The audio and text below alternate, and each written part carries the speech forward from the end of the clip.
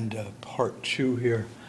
I don't think I mentioned this in any previous video footage I did, but I've been thinking a couple of weeks ago that of all the people I've portrayed in the Under the Wings series, most of whom were victims of the Nazi-perpetrated Holocaust, well, many of the drawings I've been told by, for example, gallery visitors at exhibits over the years have been interpreted by viewers as being inherently sad.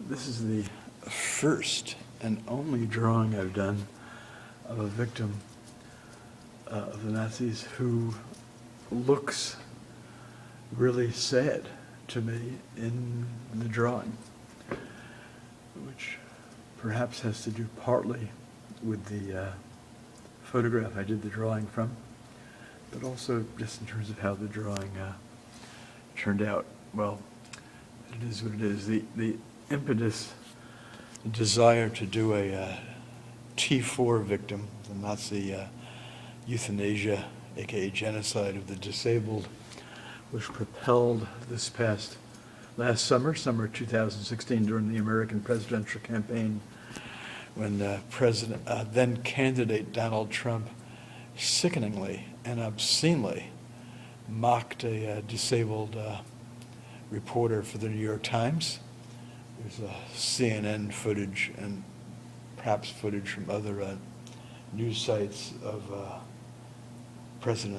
candidate Donald Trump doing that.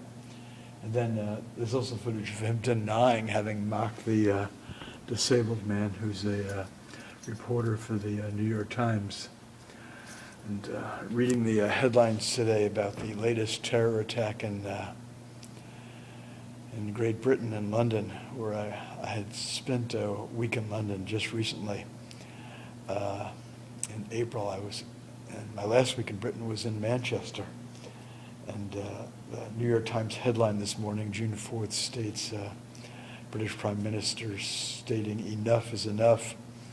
And there's an article on the front page about evidently President Trump is engaged in a flurry of angry Twitter postings about the terror attack in Britain. And I find it completely incongruous and obscene because over 33,000 Americans are shot to death every year. 7 children and teenagers in America are shot to death every day. And President Trump, Vice President Pence, Republican governors, Republican state legislators, Republican U.S. House representatives and U.S. senators not only are silent about this terrorism, they legislatively enable it. They demand more guns in the hands of civilians, which equates more mass shootings, each of which is a terror attack, and an endless amount of terrorism that they're in complete denial about it being terrorism. And the slaughter of Americans in gun terrorism is outrageous and obscene.